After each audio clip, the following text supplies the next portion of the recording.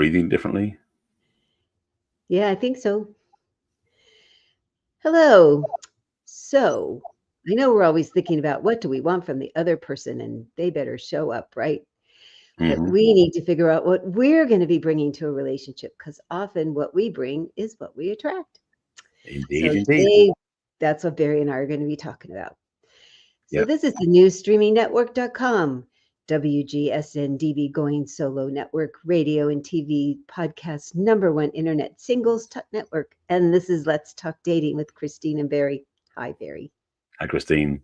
It's going to get another good topic this week. I think so for sure. So we'll certainly cover all the things that we normally talk about, the categories of mental, emotional, physical, spiritual, and we'll throw in lots of other goodies to be thinking about to make sure that you're really ready to be a partner, you're really ready to be part of a relationship, and that you are all the things that you're saying that you want from the other person. Yep. And also to really be clear about that when you come into a relationship, you're not there just to get things. It's about what you're there to give as well. Because it's a two-way street. I mean, it sounds so obvious, but so many people go into a relationship and then sort of feel like they're going to coast because they got their partner now. They can do nothing. But it's like, no, you have to bring something, things, and it contributes to the relationship. So that's going to be the focus in the conversation today. Yeah. And so taking inventory, status of yourself, about what are all the terrific things about you and why somebody'd be really lucky to be in a relationship with you, and what might be a couple things that you might want to enhance or increase or work on or get rid of. Because also, what are you bringing to a relationship could be some hard baggage for sure, right? Yes, that could be one of those things as well. Yes. And we talked about that before, but definitely that sense of um, when I meet my person, they'll help me heal my wounds is not the best approach.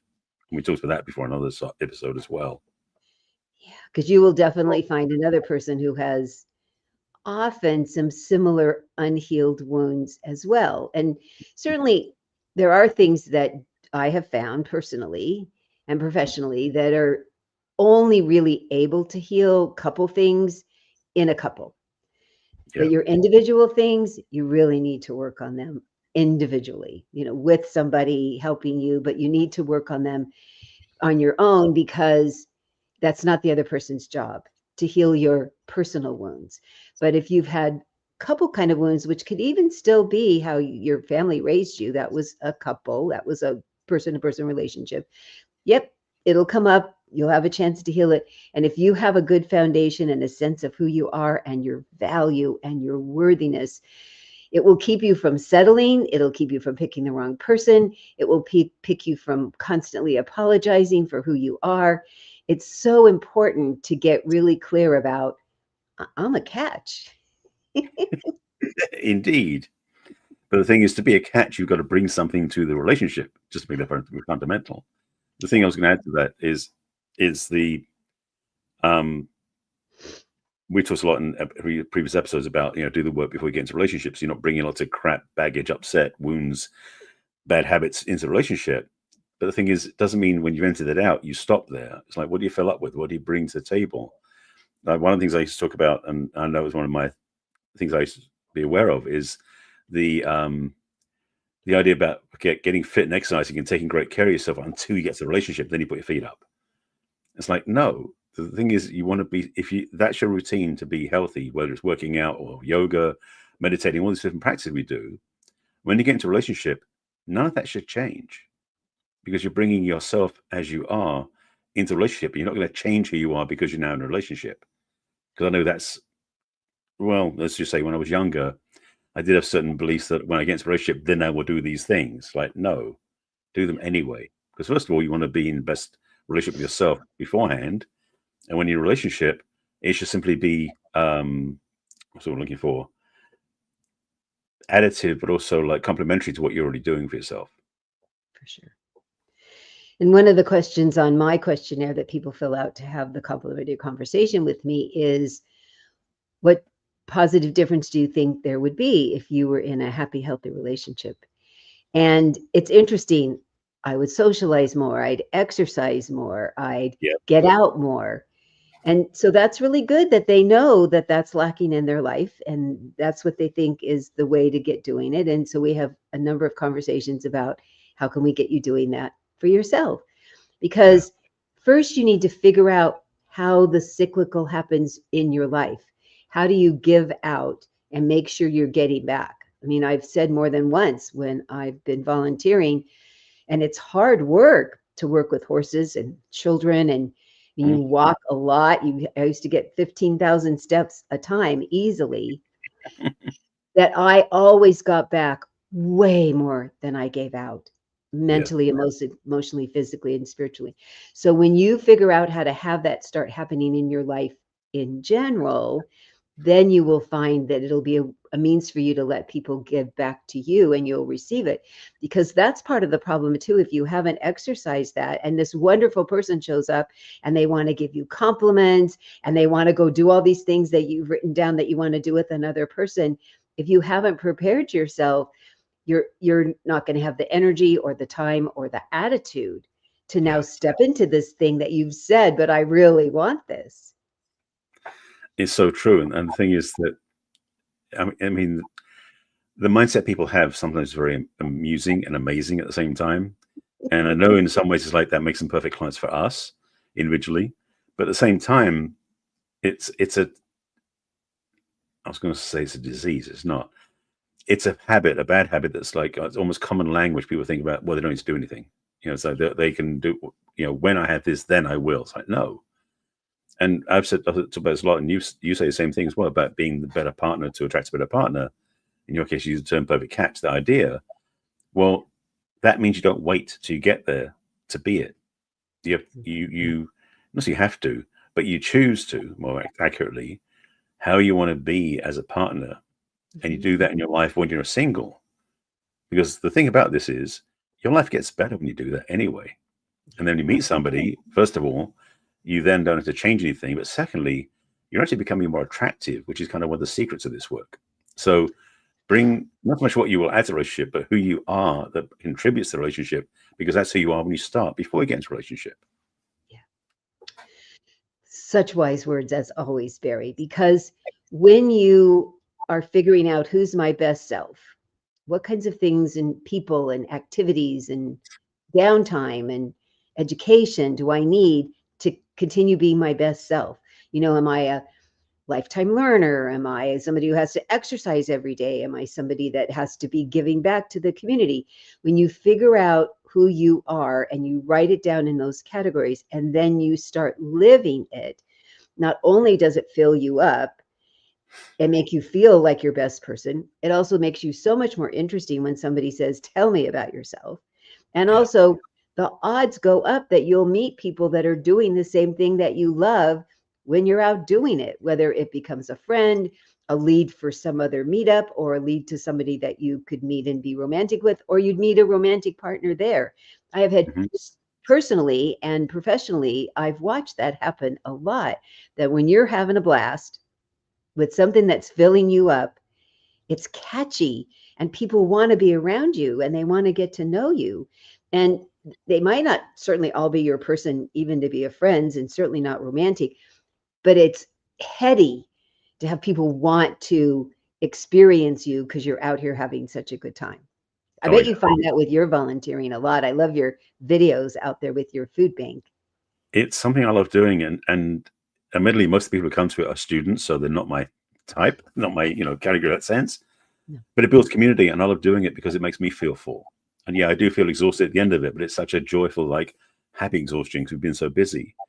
And I have no idea if somebody there happens to be the friend of the person who I'm going to meet. It's going to be the one I want to be with. So why not be, I won't say opportunistic, but why not be open to the possibility that every time you're out connecting with other people socially with in different groups, they may be the stepping stone to the person you want to be with. Yeah. So to actually value, not go looking that way, of course, but just enjoy yourself and being in life, because you're not wasting your time you're not sort of saying, well, if I should be looking for my partner. It's like, no, live your life, do the way you're doing it. For me, yeah, absolutely, doing that work, the fulfillment is definitely joyful, because one, it's about helping people who are less fortunate than myself. But second, it's a chance to really collaborate with other people and have fun. And frankly, because we get to work with these USC and UCLA students, I'm helping them really also see life as an adventure that's worthwhile, even because they're, several decades younger than me. So they're new at this in a sense, but their joy of wanting to play is such a reward. And it feels so good because when I was their age, I wasn't doing any of this stuff. I'm glad I can look back on it now and see how I can be of support to them as well. So there's a chance to give back, not just to the public, but to the crew that we work with each time who shows up. And there's such a joyful part of contribution, like just a sidebar for a second. But last week was the 5-year anniversary. And so there was a celebration had for our organization, and we're all volunteers, but they started doing this back in 2020 during the pandemic.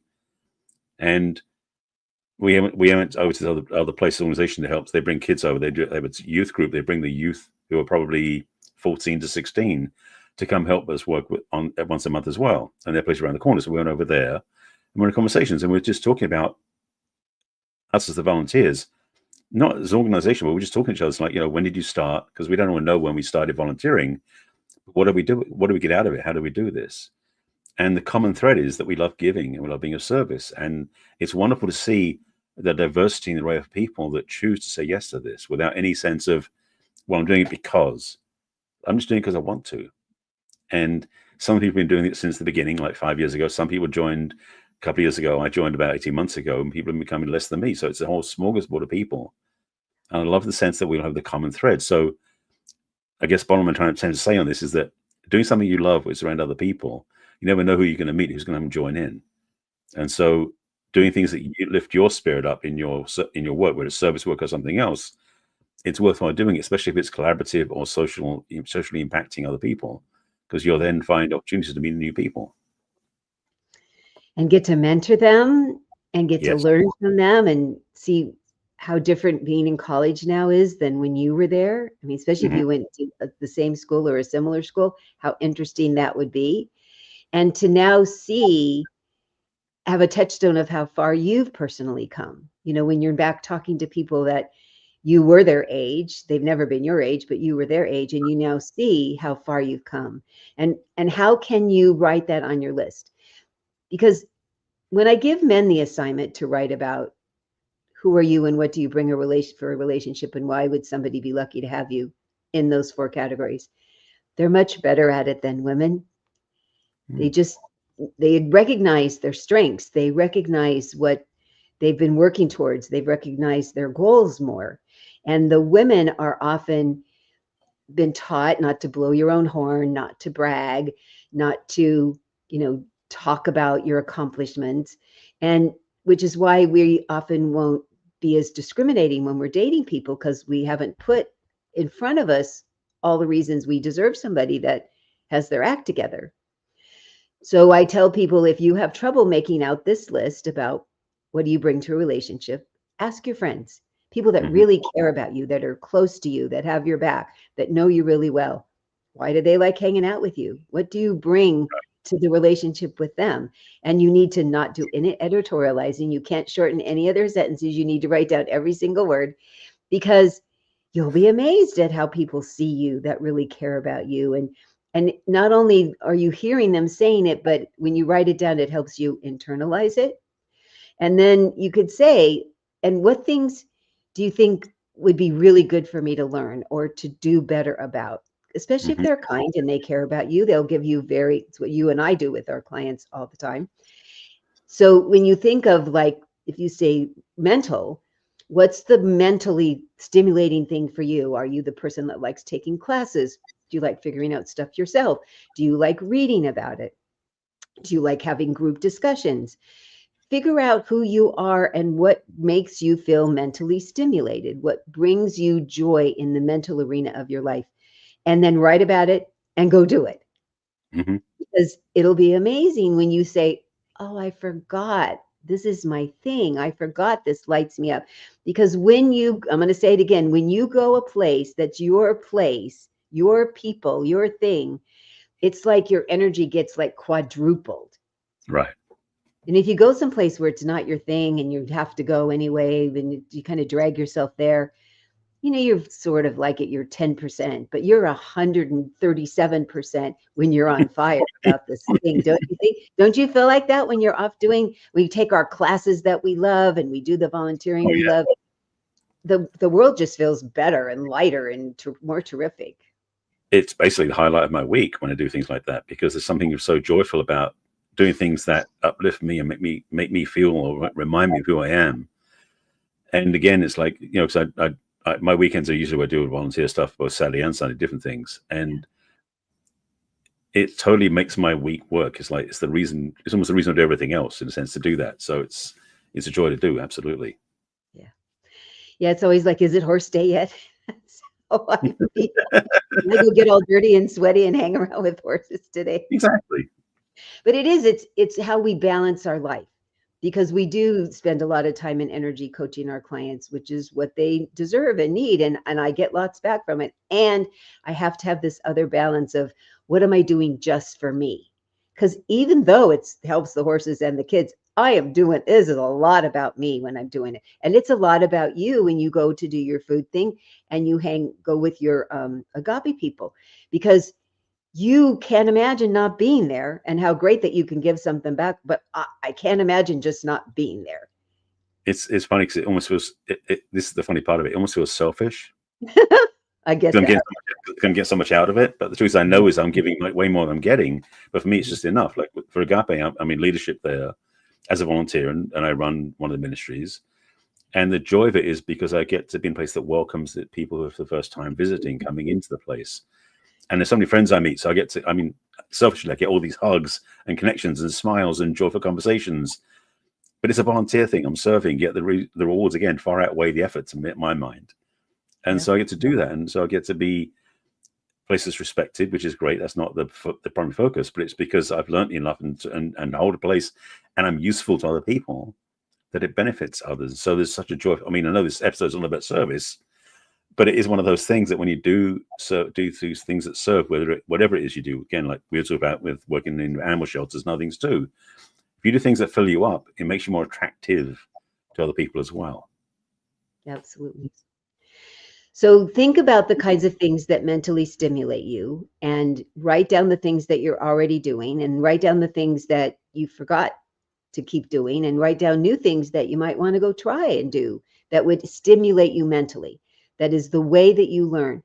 It's so helpful. I mean, go take one of the Myers-Briggs tests or a DISC test or one of those personality tests. It will help you hone in a little bit on who you are and what kinds of things excite you.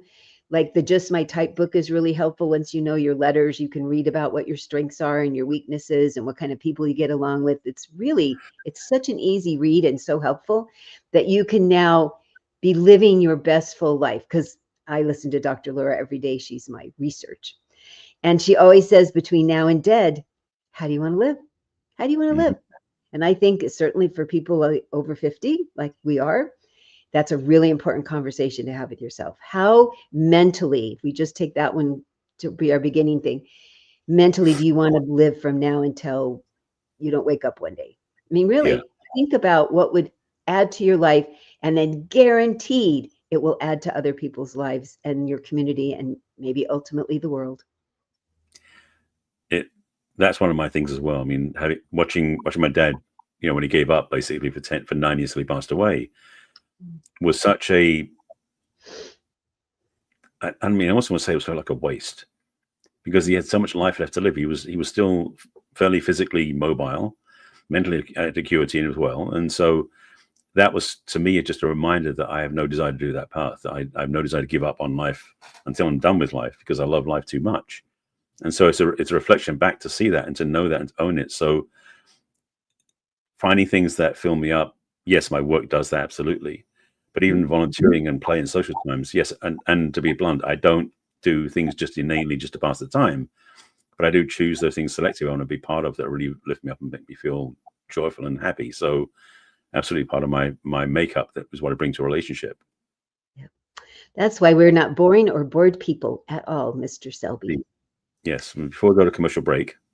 Yes. So if you would like to have a conversation with me, if this is ringing a bell for you and something you think, I really want to talk more about that, the best way is to go to my website, which is www.theperfectcatch.com. Scroll down to the middle to the What's Holding You Back from Love questionnaire, 10 brief questions of where you are now, where you'd like to be, and then it'll give you access to my online calendar, and you can schedule a complimentary conversation with me. And you can also send me a personal email at christine@theperfectcatch.com, and I'd be sure to get back to you within 24 hours. And how can they contact you, Barry? Well, similarly, I have, or you can get in touch with me. You can email me as well, but it's barry@barryselby.com. However, on my website, which is barryselby.com, at the top of the screen, I have a little button saying "Let's chat," which is a similar thing where you actually ask a questionnaire, different questions, but similar to what Christine has. It's like, what are you looking for? What's in the way? What are you looking to get out of this conversation? And then you get on my calendar, we can have a conversation about where you are and where you want to go. And then we can take steps forward from there. So both of us have resources to help you. And at the end of the show, we'll tell you some other things where you can reach us as well. Yeah. So we're off to our commercial break about our wonderful station that we're broadcasting on, and we'll be right back to talk more about what will you add to a relationship. Yes, indeed.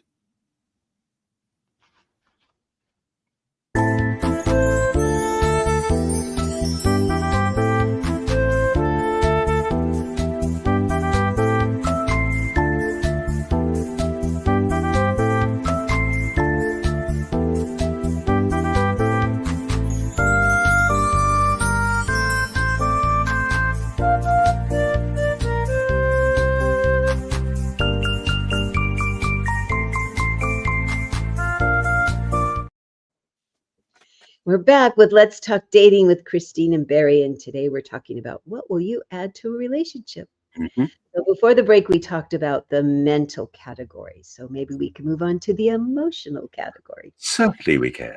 I think so. Seems like a good next step. Yeah. Well, speaking of that for a second, we did talk earlier in the show about, doing your own healing work and being clean before you get into the next relationship rather than bringing your baggage with you. That's part of the emotional work in a lot of ways. And a lot of it also is what is your relationship with yourself, emotionally speaking, meaning that how do you see yourself in life? How do you reflect on yourself? How do you support yourself emotionally? Because it's tempting sometimes to, maybe more for men than for women, to shut those things down, ignore them, and like, I'm just getting on with life. I'm going to tough it out. I'll be fine.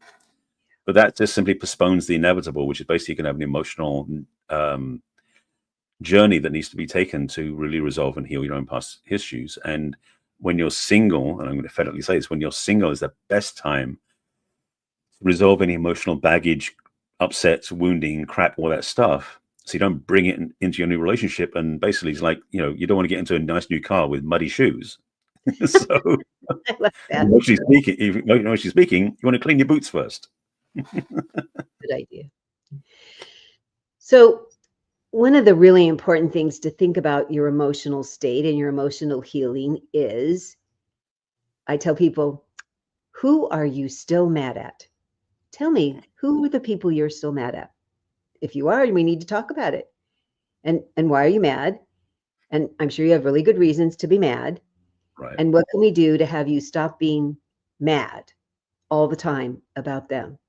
Because one of the hardest parts about that is if somebody realistically or not so realistically looks, acts, sounds like they're doing the same thing, you have this huge dump truck full of emotions that's not this new person, even though it feels familiar. And you can't have a clean conversation with them because you're just going to dump this whole dump truck on top of them.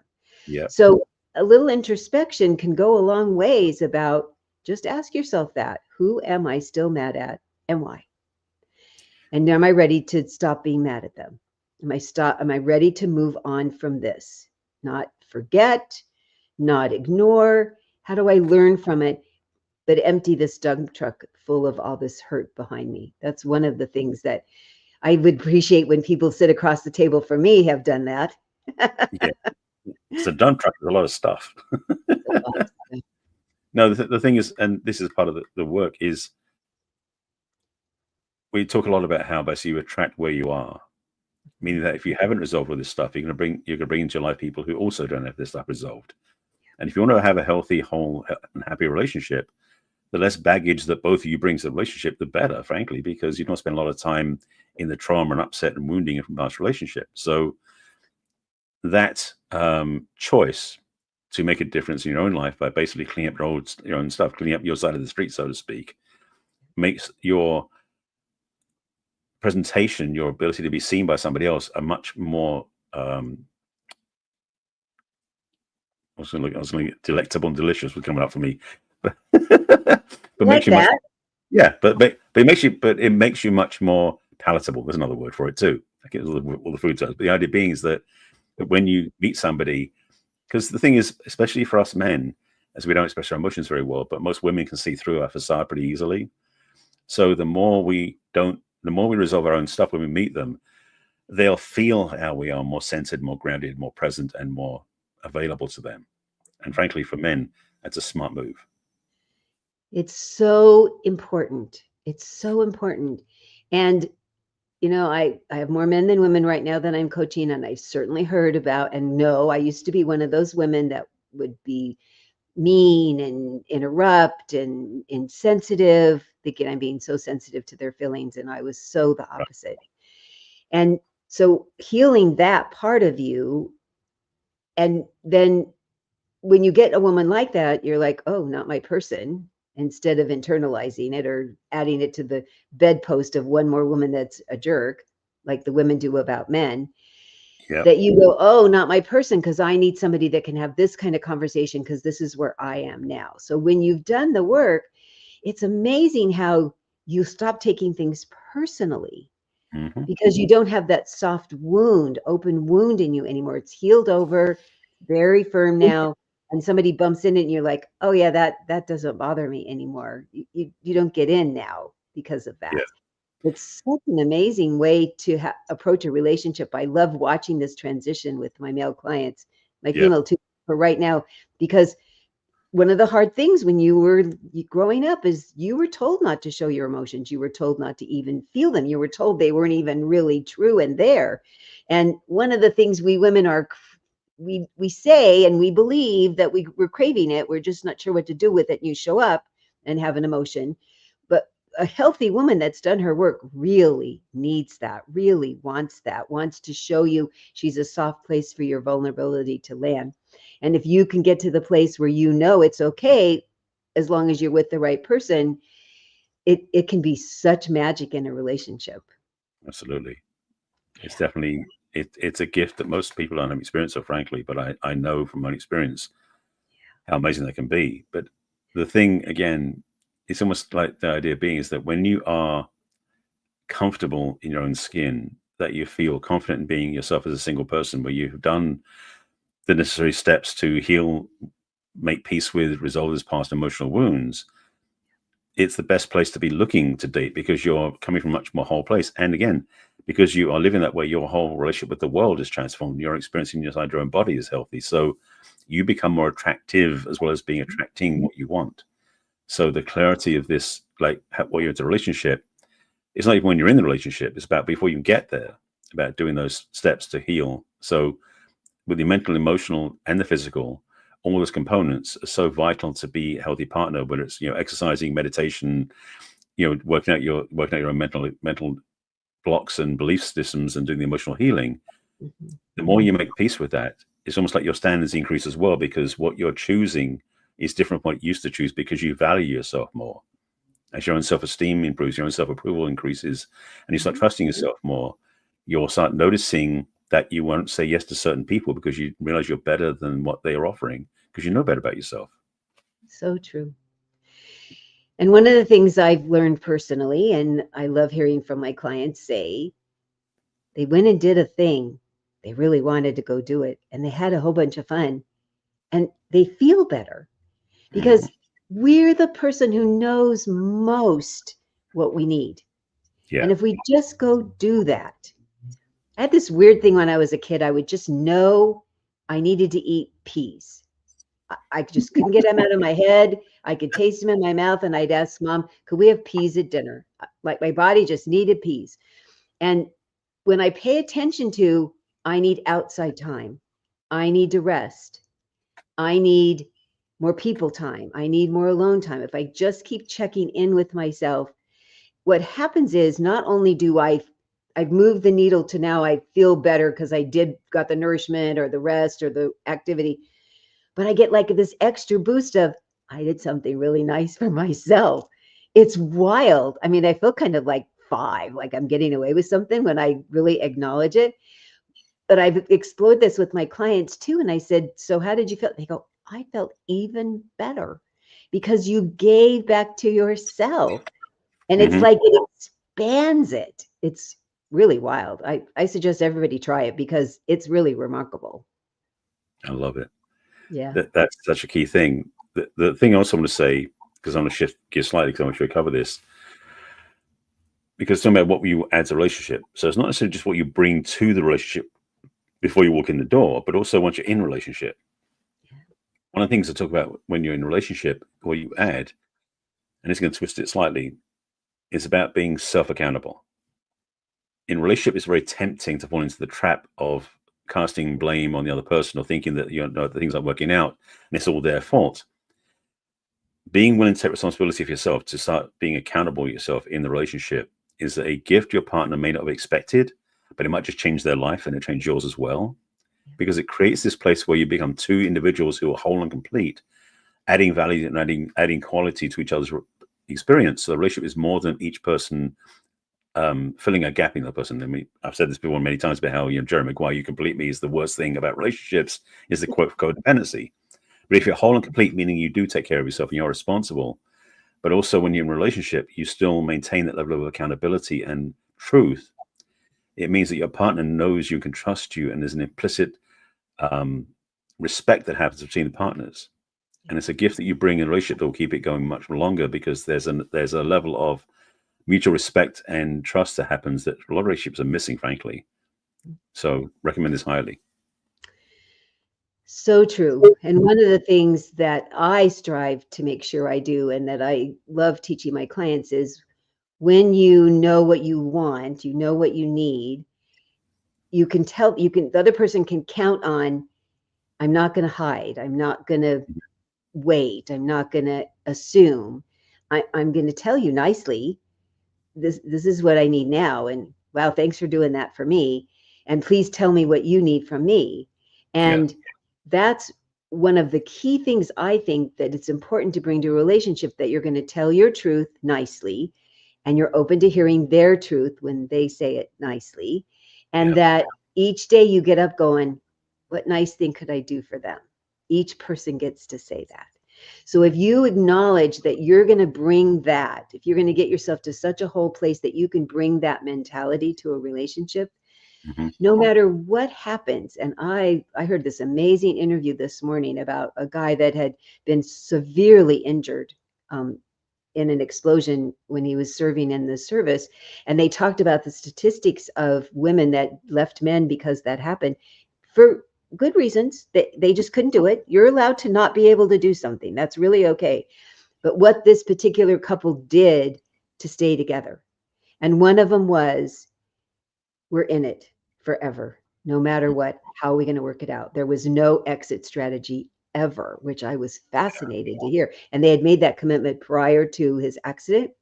So if you can get yourself to a firm place where you say, okay, what do I need to stick this out? What do I need to be my person still in this? I mean, maybe you can't, but I loved their philosophy. It made me, I smiled the whole time listening to the interview about it. How solid can you be in you that you could now be the solid person for the other person equally, so that you're standing side by side equally, that you lean on each other, but you're not dependent on the other. You're equalizing each other in a really healthy way.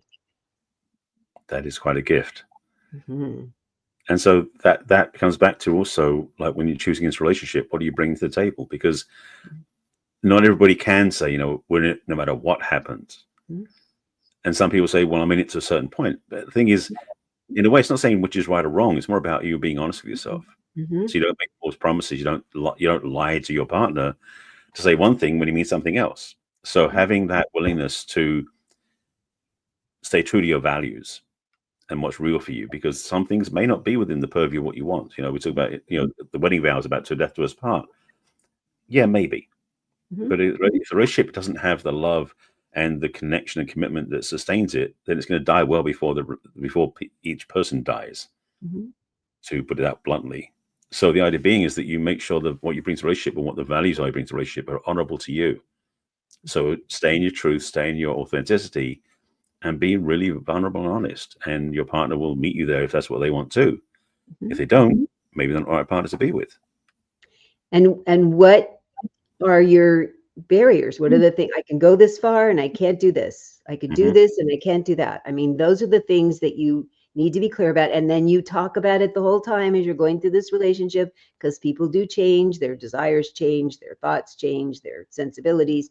And then you still have this conversation about, I want this now. What do you think? And for people to stay together, it really does take two yeses. And if you've got a firm foundation on yourself and you've built one up with another person, even if you go, just can't. Yeah. It's a much less harmful party if you've stayed really true of, this is who I was for always. And I get that you want different. I just can't. I can't. I've really tried. I can't. And I get that you really need this. I guess we can't stay together. I mean, that would be a really healthy conversation to have for sure. Oh, yeah. Yeah. The thing I keep coming back to is being honest. Be honest with yourself, honest with your partner. Yeah, exactly. Exactly. Yeah. Because the thing is, it's like, it's sometimes we think we're going to be honest, but we're not even telling the truth to ourselves. So being honest with ourselves, meaning that we are not trying to pretend we're something we're not trying to undermine who we really are. Because one of the challenges sometimes we're not being honest is we play less than we really are as well. So not saying it's that we pretend to be more than we are. It's actually lots of times we pretend to be less than we really are. So being honest is a good thing. And as you become more honest with yourself, it becomes easier, frankly, it almost becomes necessary to be honest with everybody else the same way as well. And again, when you're honest with yourself, go on dates, when you meet somebody in a relationship, that becomes like automatic and natural, which is such a healthy and whole place to be. Yep. None of that wishing stuff. I wish I was different. I wish they were different. Okay. Yeah. They aren't. You aren't. Honor who you are. Is this going to work with who you are, both are, or not? Exactly. Yeah. Yeah. Oh, wow. I hope that this has piqued some interest in that people, I have to tell you, people talked about the one last week. I'm sure that's going to happen again this week. I got so many notes about it. So if this has intrigued you and you want to watch it again, if you go to my website, which is www.theperfectcatch.com, you can sign up on my mailing list and you'll get a replay right there in your email box every week. And also on that same homepage of my website, you can scroll to the bottom and click on all my social media of Facebook and LinkedIn and Pinterest and Instagram and Twitter and YouTube with all over 220 episodes that Barry and I have recorded together. We have indeed. And we'd love for you to go watch them also on TV, on Roku and other places that you can watch it. And Barry, how do people go to your social media? Similarly, if you go to my website, again, as mentioned earlier, barryselby.com, besides the conversation, the click button to have a chat with me, there are two other things on the home screen. At the bottom of the screen is an option to join my email list, which, like Christine, I send out a replay of the show every week, plus all the things I'm working on. In the middle of the screen is my relationship readiness assessment to find out if you're really ready for a relationship. So if you go to click on that button, it takes you to a quiz that has now been revamped and is much more direct quiz. And you go to directly, if you want to go, the link, it's barryselby.com/quiz. That will take you to the relationship readiness assessment, which basically gives you a chance to look at your own where are you now experience. Let's put it that way. Take the quiz, and that will give you some feedback and some opportunities to work with me as well. I have a second quiz available on my site, which is the self-relationship quiz. Basically, this is the one that really gives you a sense of who you are in relation to yourself. And if you go to barryselby.com/self-quiz, you can go directly to that. That's a little bit more detailed. It has a lot more questions, and it gives you actually a big PDF of lots of guidance and steps you can take that get you where you want to go. So that's that piece. On my social media is my name, Barry Selby, except for two, which I'll get to. So if you're looking for me, look for Barry Selby on YouTube, Facebook, LinkedIn, X, Blue Sky, Pinterest, etc. If you want to look for me on Threads and on Instagram, it's the real Barry Selby. It's anyone's different. And also, as Christine said, we do have the show being broadcast in video format It is on YouTube and Facebook as well, by the way, but also it's available on these different platforms like Roku and stuff. But also it's an audio version because we now have the show as a podcast, which is much easier for you if you're out and about in the world, but you can't look at the screen all the time. So if you're driving, riding around, or anything else, you can find a podcast on Apple, on Google, on Amazon Podcasts, all the platforms that do podcasts. You can listen to us wherever you go and take us with you. And I forgot to mention, and also on my website at www.theperfectcatch.com is my ebook with lots of dating advice. You can download it free. So we'd love for you to watch or listen and subscribe and comment and leave us a review and share it with your friends who are also having challenges in their dating and relationships and maybe figuring out who they are bringing to a relationship. And we're every week on Thursday at 1 o'clock Pacific and 4 o'clock Eastern. We're live here, and then our repeats go out during the week. And we'd love for you to join us every week, live or on our taped one. So we'll see you next week. Bye for now. Take care.